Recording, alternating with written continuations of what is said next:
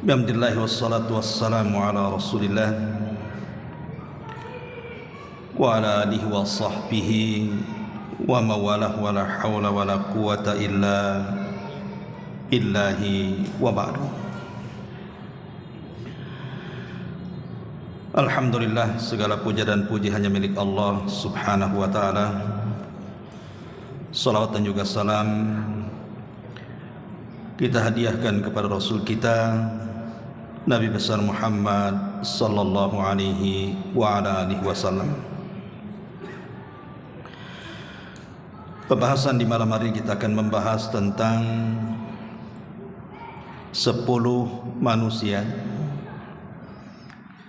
yang akan mendapatkan jaminan langsung dari Allah baik di dunia ataupun di akhirat. Dan ini diambil dari beberapa riwayat hadis. Kita akan baca dulu hadisnya, baru kita jabarkan satu persatu. Pertama, hadis yang dikeluarkan Imam Ahmad dan juga At-Tabrani dari sahabat Mu'adz ibn Jabal radhiyallahu anhu. Nabi sallallahu alaihi wasallam bersabda, khamsun man fa'ala wahidatan minhunna kana dhaminan 'ala Allah azza wa jalla.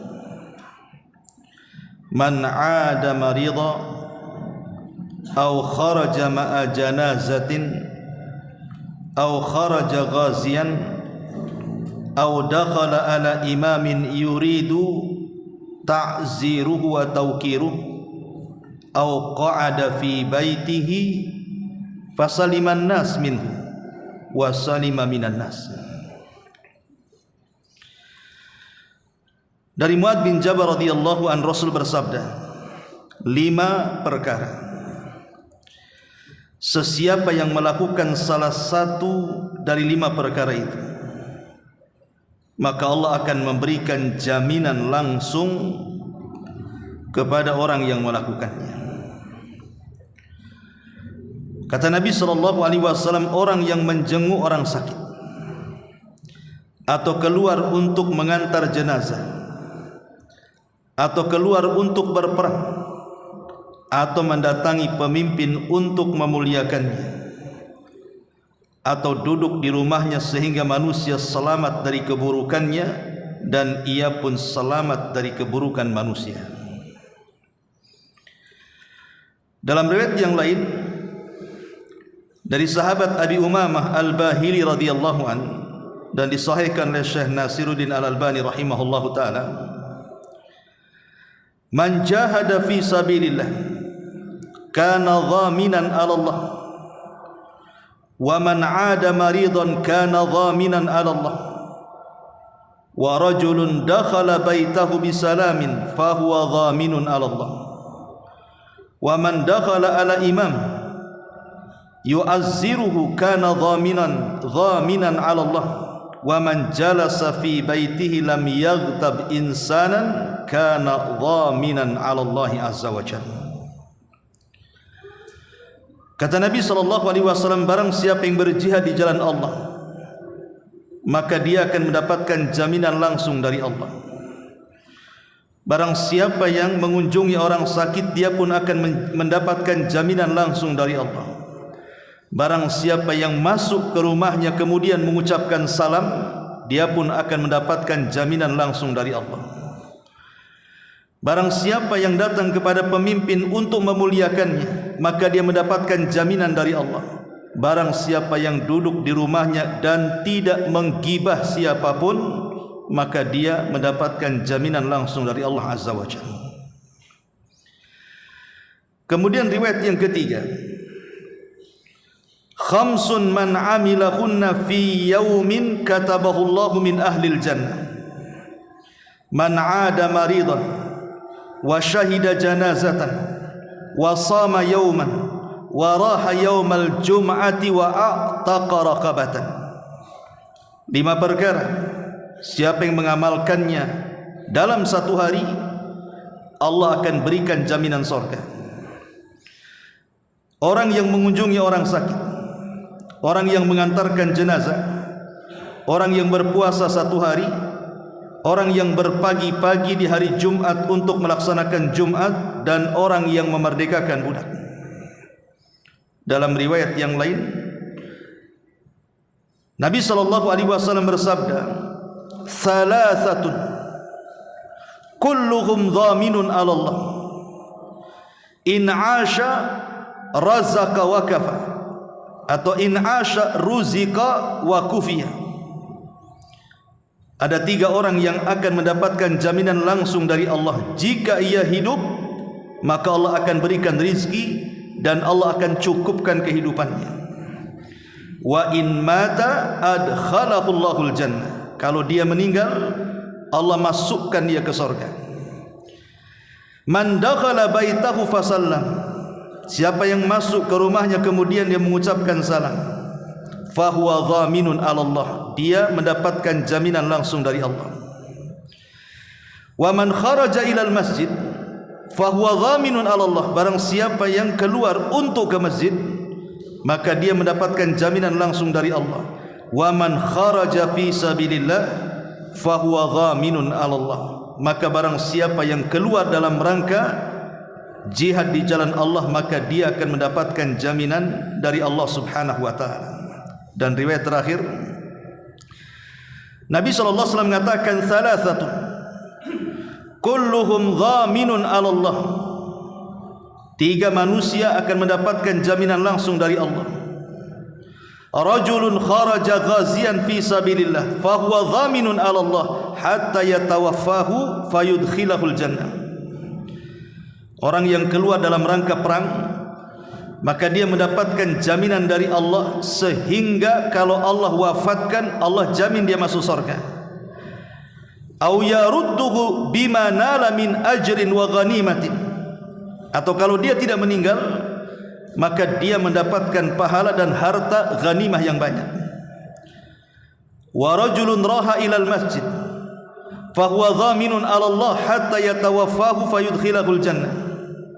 Atau siapa yang berjalan menuju masjid, maka dia mendapatkan jaminan langsung dari Allah.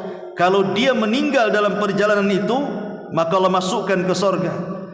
Au yarudduhu bima nala, atau au yaruddahu bima nala min ajrin wa ghanimatin. Tapi kalau dia selamat dan tidak meninggal, dia mendapatkan pahala besar dan ghanimah kelak pada hari kiamat. Wa rajulun dakhala baitahu bisalam fahuwa dhaminun 'ala Allah. Dan orang yang masuk ke rumahnya kemudian mengucapkan salam, maka dia mendapatkan jaminan langsung dari Allah Subhanahu wa taala. Kalau kita gabung semua hadis ini, maka ada 10 kelompok. Dari 5 hadis yang kita baca ini, ada 10 kelompok yang akan mendapatkan jaminan dari Allah. Yang pertama, orang yang menjenguk orang sakit. Yang kedua, keluar mengantarkan jenazah. Yang ketiga, keluar untuk berperang. Yang keempat, mendatangi pemimpin untuk memuliakannya. Yang kelima, duduk di rumahnya sehingga manusia selamat darinya dan dia pun selamat dari keburukan manusia. Yang keenam, masuk rumah dengan mengucapkan salam. Yang ketujuh, berpuasa. Yang kedelapan, memerdekakan budak. Yang kesembilan, melangkahkan kaki ke masjid. Dan yang terakhir, berpagi-pagi datang ke masjid di hari Jumat. Inilah 10 kelompok yang kita akan jelaskan yang akan mendapatkan jaminan langsung dari Allah di dunia dan akhirat. Ma'asyiral muslimin yang dimuliakan Allah Azza wa Jalla, apa yang dimaksud jaminan di sini? Apa yang dimaksud jaminan Allah bahwa orang ini mendapatkan jaminan Allah di sini?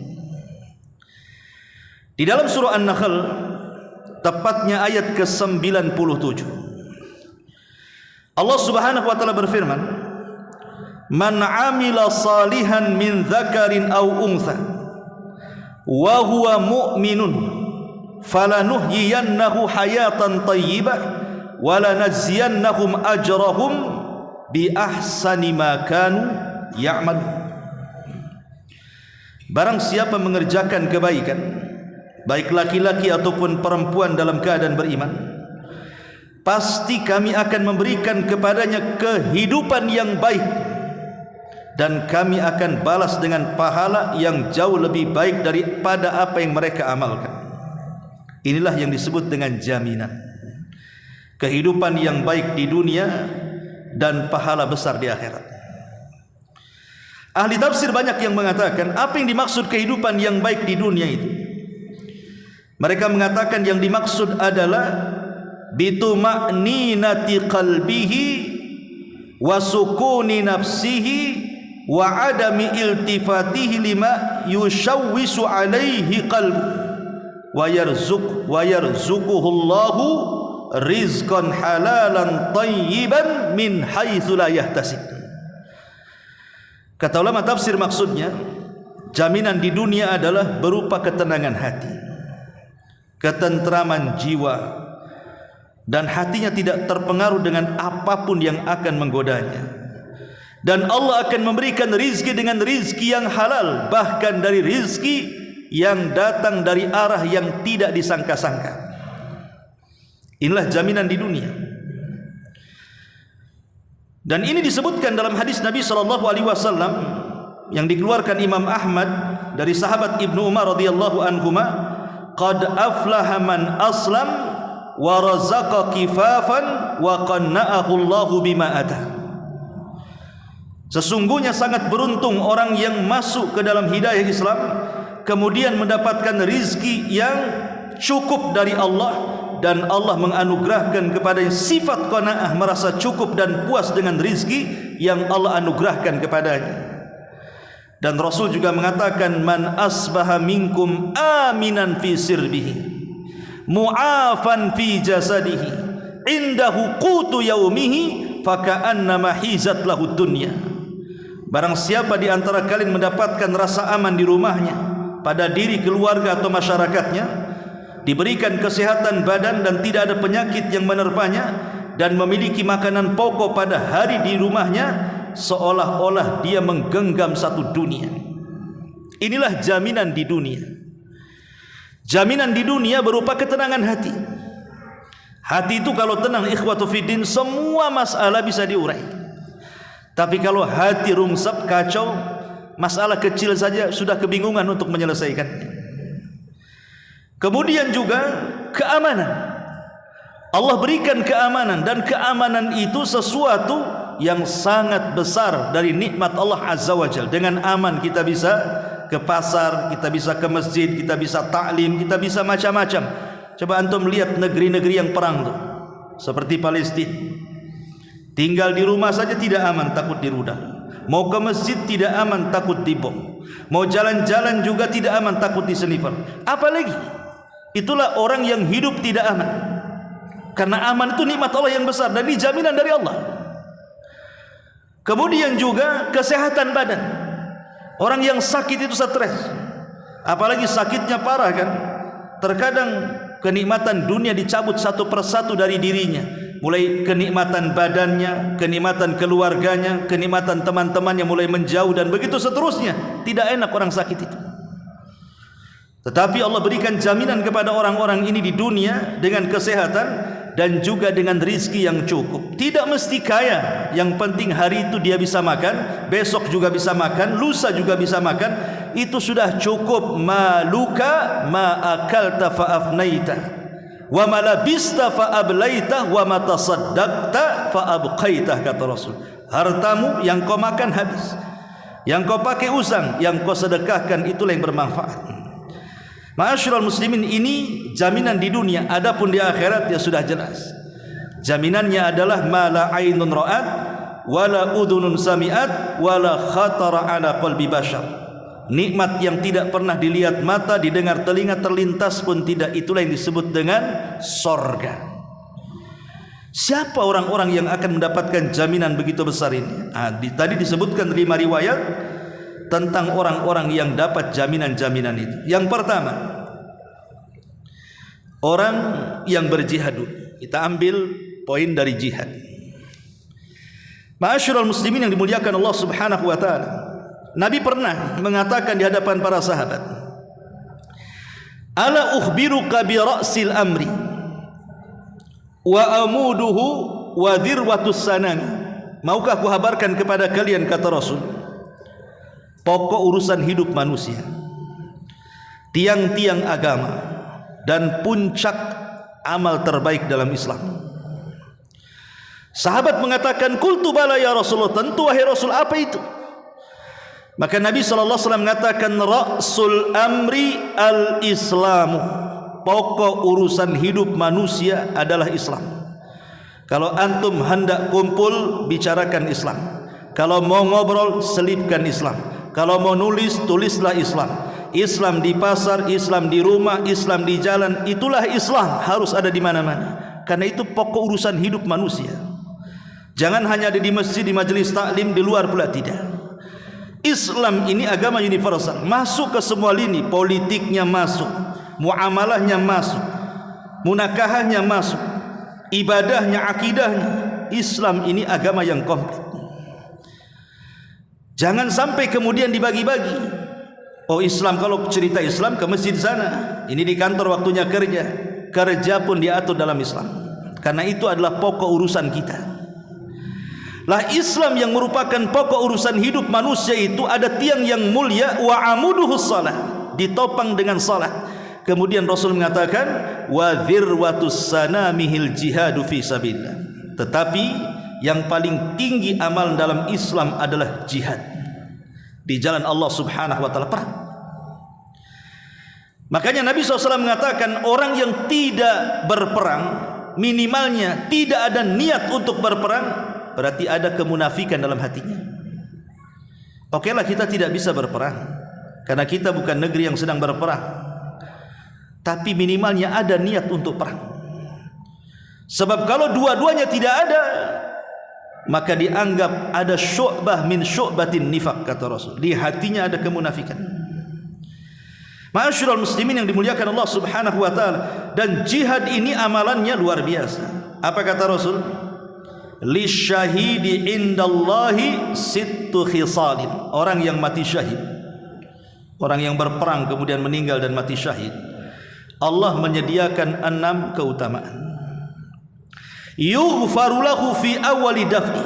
Allah ampuni semua dosa di awal meninggalnya. Wa yura maq'adahu minal jannah, diperlihatkan tempat duduknya di sorga. Wa yujaz min adzabil qabri, tidak akan tersentuh azab kubur. Wa ya'man minal faza'il akbar, dia akan aman dari ketakutan yang sangat besar pada hari kiamat. Wa yudau ala ra'sihi tajul waqar, disediakan piala di kepalanya dari yakut. Kemudian kata Nabi SAW, wa yuzawwiju ithnataini, dan dinikahkan dengan ithnataini wa sab'ina zaujatan minal huril in, 72 bidadari sorga. Wa yushaffa atau wa yushaffi'u fi sab'ina min aqaribihi, dan dia akan memberikan syafaat 70 orang dari keluarganya. Cukuplah ini keagungan orang yang berperang dan mati syahid. Lihat keutamanya luar biasa. Makanya tidak ada satupun para sahabat kalau diajak jihad menolak. Padahal Allah mengatakan, kutiba alaikumul qital wa huwa kurhul lakum, telah diwajibkan kepada kalian perang dan itu sesuatu yang dibenci oleh kalian. Bagaimana perang tidak dibenci? Karena perang itu memutus kenikmatan kita dengan dunia. Masalahnya sewaktu-waktu kita bisa mati, sehingga harta, kebun, kendaraan, uang sewaktu-waktu bisa ditinggalkan. Tetapi orang-orang yang rindu dengan orang yang mati syahid seperti para sahabat Rasul, mereka tidak peduli, karena cinta dunia dan takut kematian tidak ada kamusnya di mata para sahabat Nabi. Mereka kaum yang dimuliakan Allah Subhanahu wa taala dengan Islam, sebagaimana Umar mengatakan, nahnul kaum a'azzanallah bil Islam wa man yabtaghi al-izzata bighairi ma a'azzanallah adzallanallahu azza wa jalla. Kami kaum yang dimuliakan dengan Islam. Siapa yang mencari kemuliaan di luar Islam, Allah hinakan dia. Ini yang pertama. Yang kedua, orang yang melangkahkan kaki ke masjid, orang yang hatinya terpaut dengan masjid. Nabi SAW mengatakan ketika menceritakan tentang 7 orang yang akan mendapatkan naungan di hari yang tidak ada naungan kecuali naungan Allah. Sab'atun yudhilluhumullahu fi dhillihi yawma la dhilla illa dhilluh, kata Rasul. 7 kelompok yang akan mendapatkan naungan di hari yang tidak ada naungan kecuali naungan arasy Allah Subhanahu wa taala. Matahari didekatkan 1 mil, panas luar biasa, keringat bercucuran. Disitulah ada orang-orang yang mendapatkan naungan. Salah satunya kata Rasul, wa rajulun qalbuhu mu'allaqun bil masajid, seorang yang hatinya terus terpaut dengan masjid. Nabi SAW sampai mengatakan, a'zamun nasi ajran fi salati ab'aduhum fa ab'aduhum mamshan.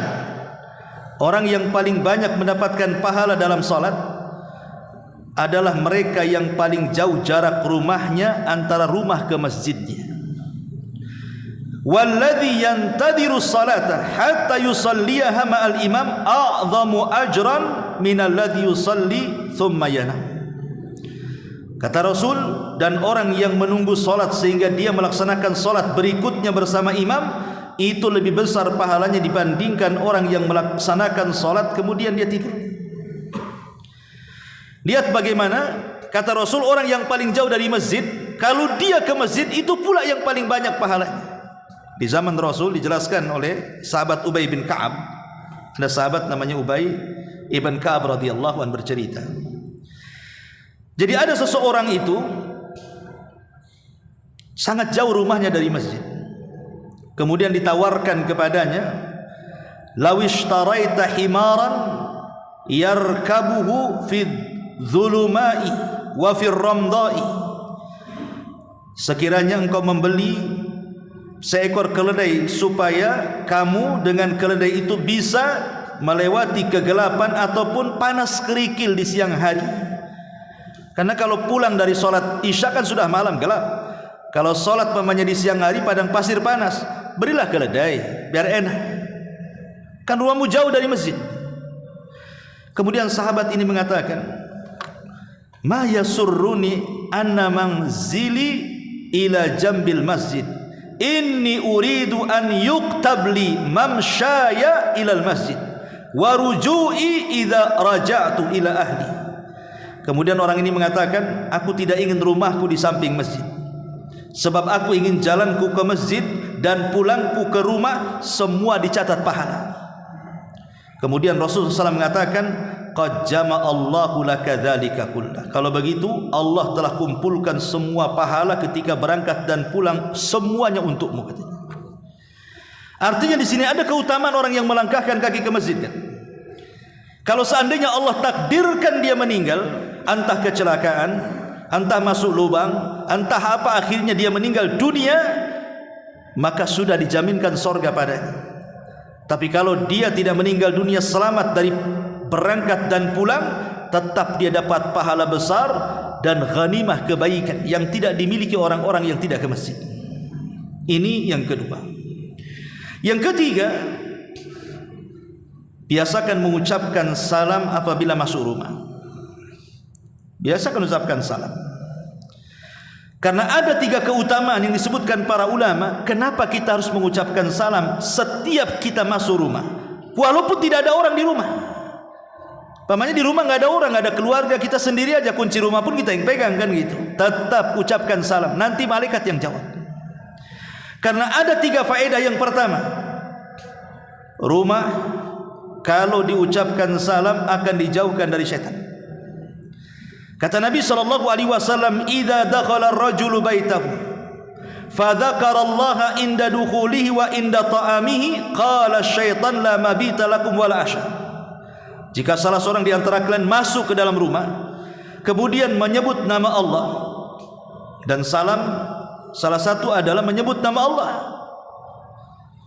termasuk juga membaca basmalah sebelumnya, maka syaitan akan mengatakan tidak ada tempat di sini dan tidak ada tempat makan di sini. Wa idza dakhala falam yadhkurillah inda dukhulihi, kalau dia masuk rumah tidak ada basmalah, tidak ada salam, qala syaitan adraktumul mabit. Oh, di rumah ini ada tempat tinggal untuk kita. Kita bisa tidur rame-rame di sini. Wa idza lam yadhkurillah inda ta'amihi qala adraktumul mabita wal asya.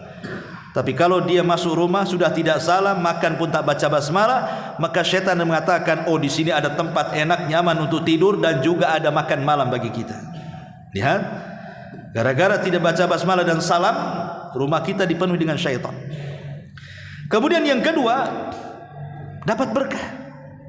Kita yang mengucapkan dapat berkah, seluruh orang yang di rumah itu akan diberkahi Allah.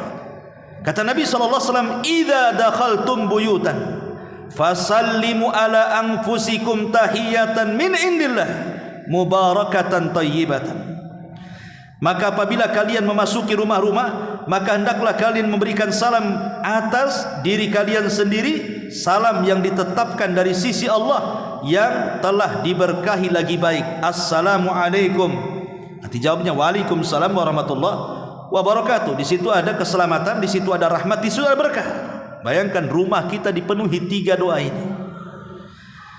Juga disebutkan dalam hadis Imam Tirmidzi, Anas ibn Malik radhiyallahu an, dia berkata, Nabi pernah ngomong sama dia, kata Anas, apa kata Nabi? Ya bunai, wahai anakku, maksudnya wahai Anas, idza dakhalta ala ahli, kalau masuk ke keluargamu, fasalim, salam kamu, jangan diam saja.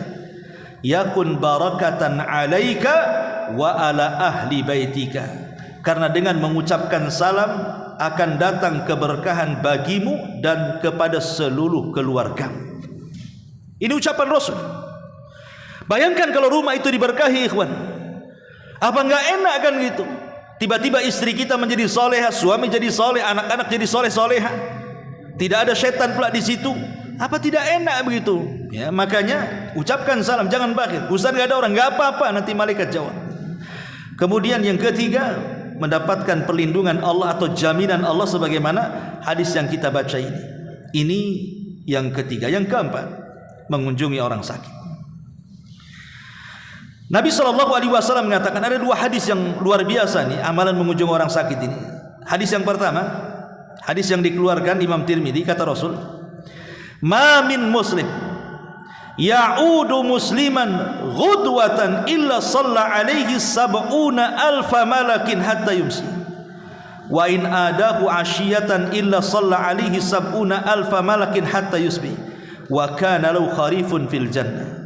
Lihat, tidaklah seorang muslim yang menjenguk saudaranya muslim lain di pagi hari, melainkan dirinya akan didoakan oleh 70.000 malaikat hingga petang.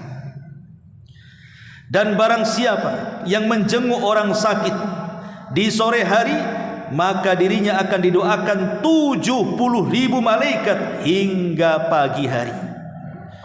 Dan baginya kebun di sorga. Nikmat apa lagi?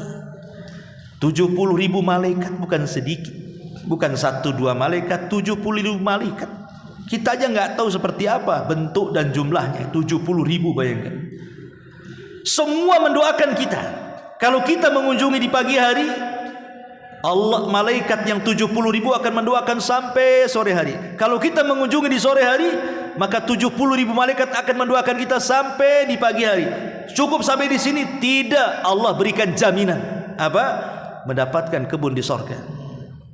Luar biasa. Ini hadis pertama. Hadis yang kedua, Nabi SAW mengatakan, innal muslim idza adahu akhahul muslim lam yazal fi khurfatil jannah hatta yarji.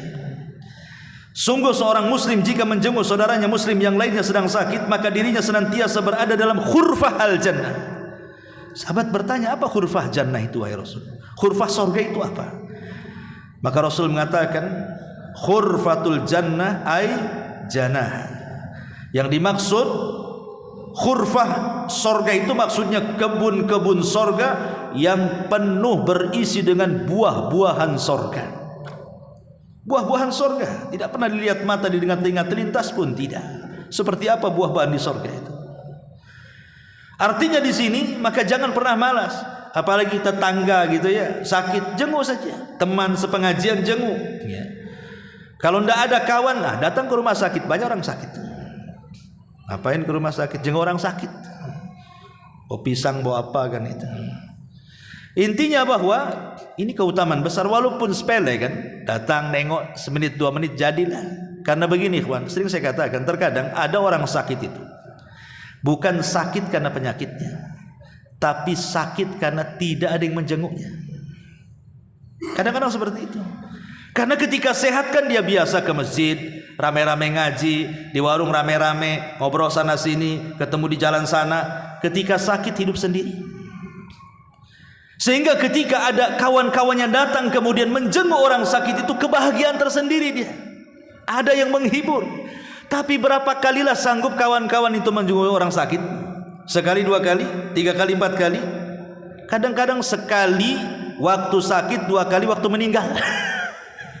Waktu sakit dia kunjungi, kedua kalinya waktu meninggal pula. Kadang-kadang orang sakit lebih sakit ketika tidak ada yang mengunjunginya. Ujung-ujungnya siapa yang menemaninya? Ya orang rumah saja, siapa lagi?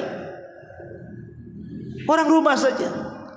Maka beruntunglah orang-orang yang sehat itu. Maka di antara manfaat menjenguk orang sakit itu adalah diingatkan tentang kesehatan. Bersyukurlah. Bersyukur kalau kita masih sehat, karena lihat orang sakit seperti itu kondisinya. Ma'asyiral muslimin yang dimuliakan Allah Subhanahu wa taala, ini yang keempat, yang kelima, mengantarkan jenazah. Nabi SAW mengatakan, man syahidal janazata hatta yusalliyaha 'alaiha falahu qira, wa man syahida hatta tudfan kana lahu qiratan. Qila wa mal qiratan ya Rasulullah? Qala mithlul jabalainil azimaini. Barang siapa yang menghadiri proses jenazah sampai dia menyolatinya, maka dia dapat 1 qirat. Kalau sampai menguburkannya, artinya menyolatkan ia, menguburkan ia, kemudian Rasul mengatakan dia dapat 2 qirat. Kata Rasul, kata sahabat, apa 2 qirat itu wahai Rasul? Kata Rasul, seperti 2 gunung Uhud. Ya, bayangkan ya, pahala sebesar gunung Uhud, 2 lagi. Hanya sekedar ngantar ke jenazah, ke kuburan, pulang lagi, nggak sampai 1 hari, pahalanya besar. Dan riwayat yang lain, Nabi SAW mengatakan, man shalla ala janazatin wa lam yatba'ha falahu qiratan, falahu qiratun, faman tabi'ah falahu qiratan. Barang siapa yang salat jenazah hanya menyolatinya saja, dapat 1 qirat saja. Kalau sampai menguburkannya, dapat 2 qirat. Rasul ditanya, apa 2 qirat? Paling kecil mithla Uhud, kata Rasul. 1 qirat itu paling kecil seperti gunung Uhud. Berarti paling besarnya ya lebih daripada itu. Tapi yang jelas bahwa kalau sampai lebih daripada itu, bukan hanya menyolatkan, bukan hanya mengantarkan jenazah ke kuburan, tapi kita ikut memandikan, ikut mengkafankan, ikut menyolatkan, ikut menguburkan, subhanallah, lihat pahalanya. Kata Nabi SAW dalam sebuah hadis, man ghassala mayyitan fakatama alaihi ghufira lahu 40 marratan, wa man kaffana mayyitan kasahu Allahu min sundusin wa istabrak minal jannah, wa man hafara lil mayyiti qabran wa man hafara limayyitin qabran fa'ajnahu fihi ujriya lahu minal ajri ka ajri maskanin askanahu ila yaumil qiyamah. Barang siapa yang memandikan jenazah dan ia menyembunyikan cacat aib jenazah yang dimandikannya, niscaya dosanya akan diampuni sebanyak 40 kali. Barang siapa yang mengkafani jenazah, niscaya Allah akan memakaikan kepadanya kain sutra yang halus dan tebal kelak di sorga.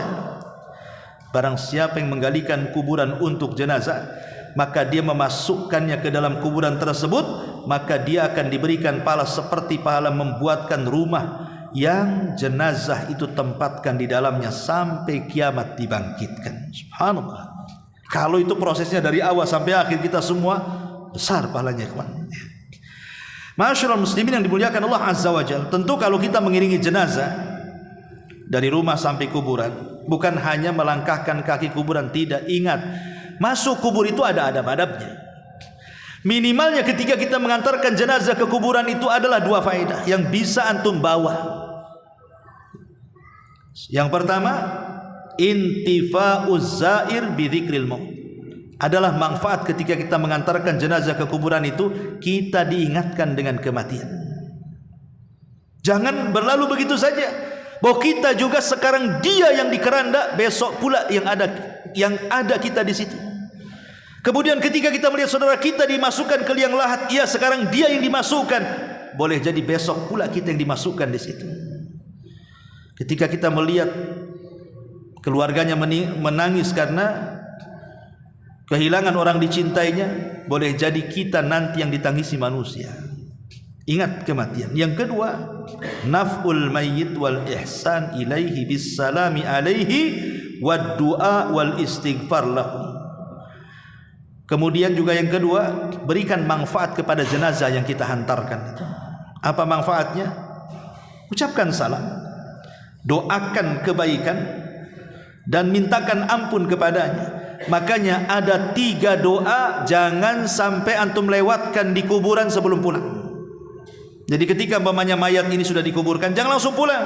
Antum dekati kuburan yang sudah dikubur itu, sudah dikasih tanah. Minimalnya kalau antum tidak ikut nyangkuli, ambil 3 kepal tanah, letakkan di kuburan, hadapkan ke kiblat, minta 3. 1, ya Allah ampuni dosa dia.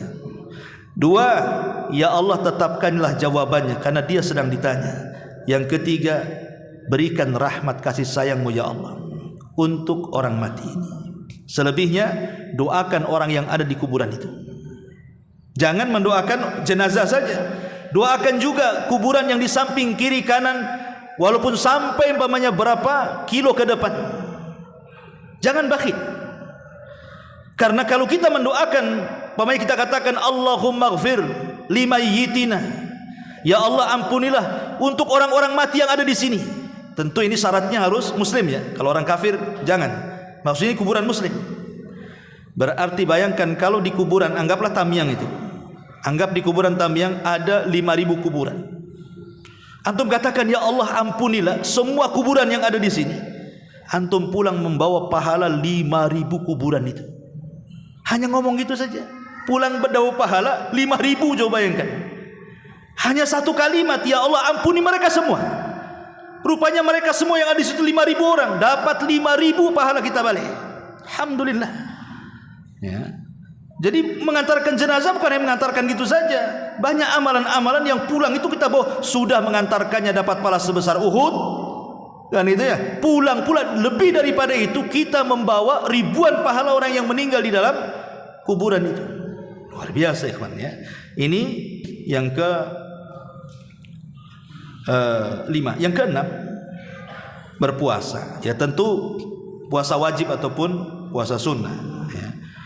Nabi SAW mengatakan, man shoma yauman fi sabilillah ba'adallahu wajhahu anin nari 70 kharifah.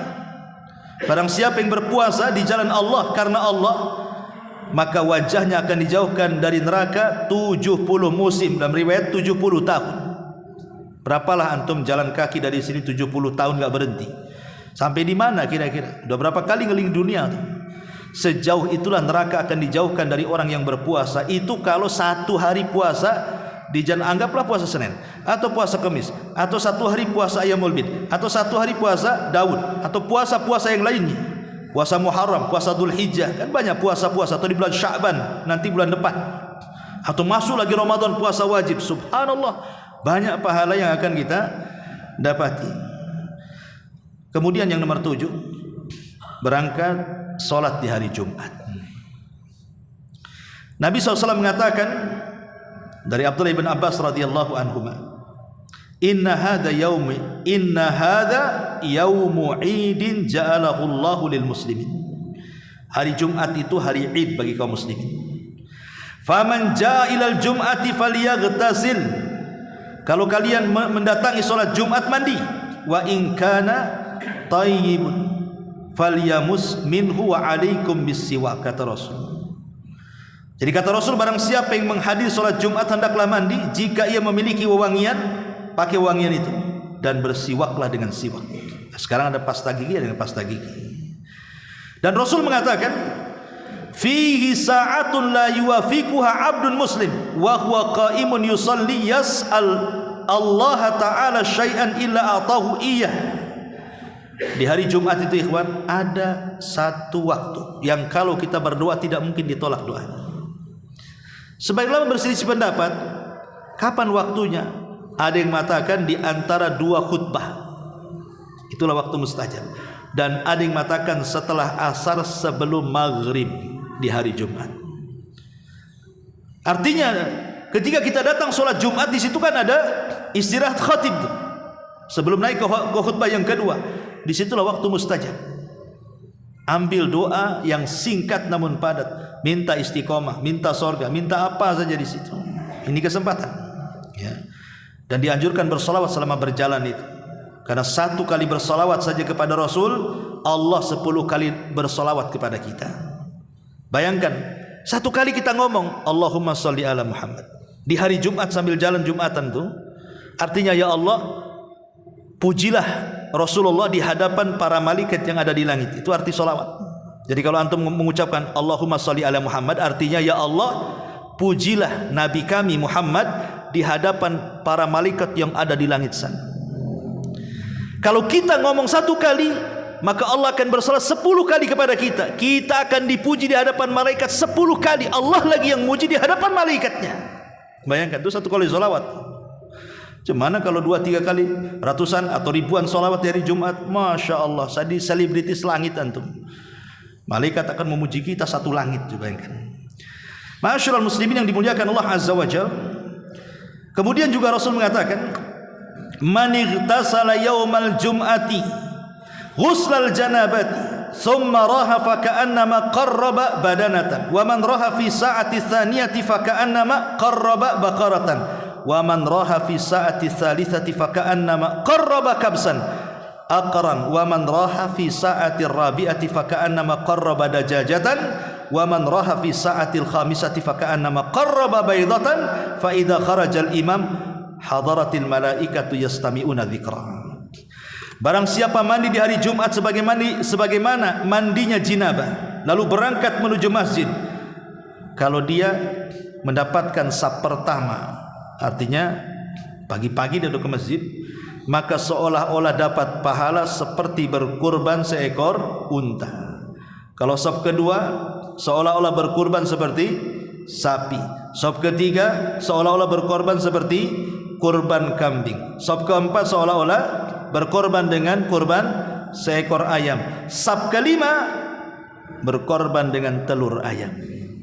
Saf keenam, tak ada, datai ayam semua tuh. Ya. Karena malaikat sudah masuk ke dalam masjid langsung mendengarkan khatib. Jadi cuman ada 5 kelompok saja. Ya, ini yang ke-7. Yang ke-8, memerdekakan budak. Memerdekakan budak, kata Nabi SAW, man a'taqa raqabatan muslimatan a'taqa Allah bi kulli udwin minha udwan minhu minan nar hatta farjahu bi farjihi, muttafaqun alaih. Barang siapa yang memerdekakan budak, maka seolah-olah seluruh anggota badan dari kepala sampai kaki dimerdekakan dari api neraka sampai kepada kemaluannya. Tapi ulama mengatakan sekarang susah kita mendapatkan budak, sehingga cukuplah kita bersedekah. Susah, mana ada budak lagi. Yang ada budak-budak kecil. Kalau orang Melayu anak kecil, bukan itu. Maksudnya budak di sini hamba cahaya. Ya. Kalau kita perang kayak Palestina Israel nih, mungkinlah. Saya pernah dulu mendengar ceramah di kaset Al-Imam Asy-Sya'rani, ulama Yaman, mufti Yaman. Itu ditanya, Syekh, yang nanya ini orang Palestina. Ya. Syekh, ini tentara Israel ini bukan hanya laki-laki, tapi juga ada wanita, cantik-cantik pula dia. Kemudian ketangkap oleh kami. Apakah kemudian dia termasuk budak? Sehingga kita boleh menggaulinya? Apa kata beliau? Kirim 1 ke Yaman, kata. Jawabannya, kirim 1 ke Yaman, gitu. Ini wallahu a'lam, kan itu. Ma'asyiral muslimin yang dimuliakan Allah Azza wa Jalla, itu candaan ulama ya. Taib. Kemudian yang ke-9, mendatangi pemimpin dan memuliakannya. Ikhwan, pemimpin itu cerminan rakyat. Rakyatnya baik, pasti pemimpinnya baik. Rakyatnya bejat, jangan harap mendapatkan pemimpin yang baik. Ya seperti itu. Kalau rakyatnya ahli sholat, tak mungkin nyari pemimpin yang tidak sholat, ya kan? Kalau rakyatnya ini ahli sedekah, tidak mungkin mencari pemimpin yang baik. Kalau rakyatnya ini memang taat kepada Allah, tidak mungkin mencari pemimpin yang ahli maksiat. Memang begitu. Tapi kalau rakyatnya jelek, jahat, buruk, nggak mungkin mencari yang baik. Sulit. Ya. Satu instansi saja semua jahat, semua tidak amanah, semua tidak jujur, satu orang pula jujur, udah habis yang jujur itu. Imma dia keluar dari instansi tersebut, dari lembaga tersebut, atau dia terikut-ikut dengan mereka. Antara dua itu saja. Memang seperti itu. Mau diapakan lagi, kita masuk ke lingkaran setan masalahnya. Makanya kemudian dalam Islam itu tidak mungkin kita merubah pemimpin itu menjadi baik kecuali rakyatnya harus mendahului dengan perubahan kebaikan. Innallaha la yughayyiru ma biqaumin hatta yughayyiru ma bi anfusihim. Allah tidak mungkin merubah sebuah kaum sampai kaum itu merubah diri mereka sendiri.